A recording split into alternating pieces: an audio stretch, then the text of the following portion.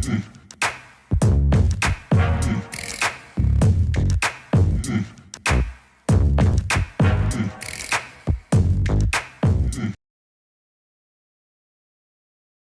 Friends, welcome to cinema ரசிகன்.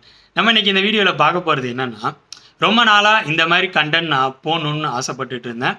படத்தோட trailer பார்த்தப்ப எனக்குள்ளே என்ன ஃபீலை உருவாக்குனுச்சு, அந்த ட்ரைலர் எப்படி இருந்துச்சுங்கிறத கிட்டத்தட்ட ஒரு ட்ரைலர் ரிவ்யூ மாதிரி பண்ணலாம் அப்படிங்கிற மாதிரி யோசிச்சுருந்தேன். பட் என்னால் பண்ண முடியல. கடைசியாக இப்போ ஸ்டார்ட் பண்ணிடுவோம் அப்படின்னு சொல்லிட்டு இன்றைக்கி ரிலீஸ் ஆன த கோட் படத்தோட ட்ரைலர் எப்படி இருந்துச்சு, எனக்கு என்ன மாதிரி ஃபீலை கொடுத்துச்சு அப்படிங்கிறத பற்றி இந்த வீடியோவில் பார்த்துருவோம். சினிமா ரசிகன் சேனலுக்கு இப்போ தான் ஃபஸ்ட் டைம் வந்திருக்கீங்கன்னா இந்த வீடியோ ஃபுல்லாக பாருங்கள். பிடிச்சிருந்தால் லைக் பண்ணுங்கள், கமெண்ட் பண்ணுங்கள். யூஸ்வலாக நான் மேஜராக மூவி ரிவ்யூவில் தான் பண்ணிகிட்ருக்கேன்.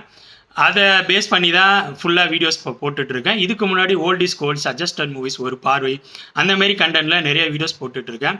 அந்த வீடியோஸ்லாம் என்னோடய ப்ளேலிஸ்ட்டில் போய் பார்த்தீங்கன்னா உங்களுக்கு கிடைக்கும். என்னோட சேனலில் இருக்க வீடியோஸ் எல்லாம் பாருங்கள். பிடிச்சிருந்தா சினிமா ரசிகன் சேனலை சப்ஸ்கிரைப் பண்ணுங்கள். அப்படியே இந்த வீடியோஸ் எல்லாம் உங்களோட ஃப்ரெண்ட்ஸ், ஃபேமிலி மெம்பர்ஸ்க்கு ஷேர் பண்ணுங்கள். உங்களோட சின்ன ஷேர் எனக்கு ரொம்ப சப்போர்ட்டாக இருக்கும். வாங்க வீடியோக்குள்ளே போவோம். ஆக்டர் விஜய் அவரோட 68வது படம் the greatest of all time, the GOAT. இந்த படத்தை வெங்கட் பிரபு டைரக்ட் பண்ண போகிறாருங்கிற அனௌன்ஸ்மெண்ட் லாஸ்ட் இயரே வந்துருச்சு. அனௌன்ஸ்மெண்ட் வந்ததுமே இந்த படம் எப்படி இருக்குமோ அப்படிங்கிற மாதிரி எனக்கு தோணுச்சு. வெங்கட் பிரபு அப்படின்னு சொன்னதுமே எனக்கு மாநாடு படம் தான் ஞாபகம் வந்துச்சு. ஏன்னா அது ஒரு டைம் லூப் பேஸில் ரெடி பண்ண படம். தமிழ் சினிமாவில் என்னை பொறுத்த வரைக்கும் டைம் லூப்பில் சூப்பரான ஒரு படம் அப்படிங்கிற மாதிரி சொல்லலாம். ஸோ படம் எந்த மாதிரி இருக்கும் அப்படிங்கிற மாதிரி எனக்கு தோணுச்சு. பட் அதுக்கப்புறம் அவர் கஸ்டடின்னு ஒரு படம் எடுத்தார். பட் அந்த படம்லாம் எனக்கு தோணலை. எனக்கு மாநாடு தான் தோணுச்சு.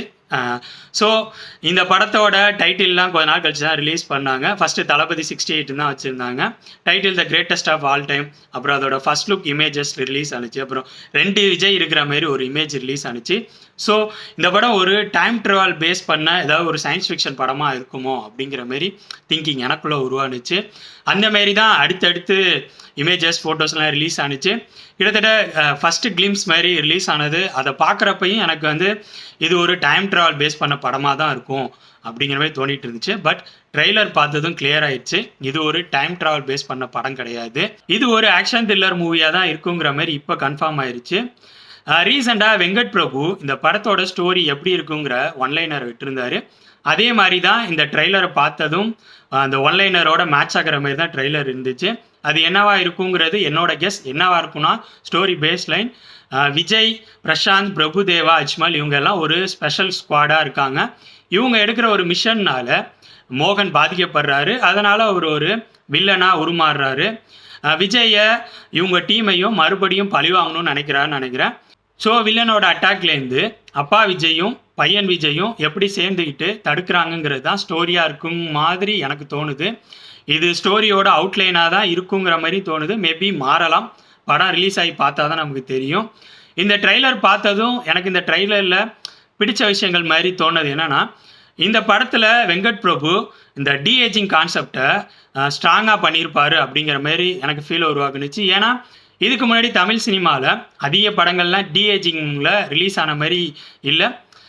ஆதவன் படம் டிஏஜிங்கில் கொஞ்சம் லென்த்தில் சூர்யாவை டிஏஜிங்கில் KS ரவிக்குமார் ட்ரை பண்ணியிருப்பார். இந்த படத்தில் ஒரு பையன் விஜயை full and full டிஏஜிங்கில் Venkat Prabhu பண்ணியிருப்பாருங்கிற மாதிரி தோணுது. ஸோ இந்த படத்தோட 3rd சிங்கிள் ரிலீஸ் ஆனப்போ இந்த டிஏஜிங் கான்செப்ட் கொஞ்சம் ட்ரோல் ஆன மாரி ஃபீல் உருவாகினுச்சு. பட் ட்ரைலர் பார்க்குறப்ப சுமாரெல்லாம் பண்ணல, வெங்கட் பிரபு டிஏஜிங் நல்லா தான் பண்ணியிருக்காரு அப்படிங்கிற மாரி தோணுச்சு. பட் இதுலேயும் ஒரு விஷயம் இருக்குது, நான் அதை பின்னாடி சொல்கிறேன். நெக்ஸ்ட் இந்த படம் டெக்னிக்கலாக ஸ்ட்ராங்காக பண்ணியிருப்பாங்கங்கிற மாதிரி தான் ட்ரெய்லர் பார்த்தது ஃபீல் உருவாக்குனுச்சு. படத்தோட ஒளிப்பதிவு ரிச்சாக கிராண்டாக இருந்த மாதிரி இருந்துச்சு. நெக்ஸ்ட்டு இந்த படத்தோட பேக்ரவுண்ட் மியூசிக் நல்லா தான் இருந்துச்சு. ட்ரெய்லரில் நல்லா தான் ஒர்க் அவுட் பண்ணியிருந்தாங்க. நெக்ஸ்ட்டு ஃபைட் சீக்வன்சஸும் ட்ரெய்லரில் காட்டுறப்ப நல்லா இருக்க மாதிரி தான் எனக்கு ஃபீல் உருவாகிடுச்சு. அடுத்ததான் இந்த படத்தோட ட்ரெய்லர் பார்க்குறப்ப அங்கங்கே விஜய் இந்த படத்துக்கு ஹியூமருக்கும் சப்போர்ட் பண்ணியிருக்காரு அப்படிங்கிற மாரி தோணுச்சு. குறிப்பாக ட்ரெய்லரோட எண்டில் மருதமலை மாமணிய முருகையா அப்படிங்கிறது அவர் பாடுற பாடல் வருது. அதை பார்க்குறப்ப விஜய் இதுக்கு முன்னாடி ஹியூமராக நிறைய படங்களில் நல்லாவே பர்ஃபார்ம் பண்ணியிருப்பார். அந்த ஹியூமர் பர்ஃபார்மன்ஸும் இந்த படத்தில் இருக்குங்கிறத இன்டைரக்டாக வெங்கட் பிரபு ட்ரெய்லரில் காட்டியிருக்காருங்கிற மாதிரி தோணுச்சு.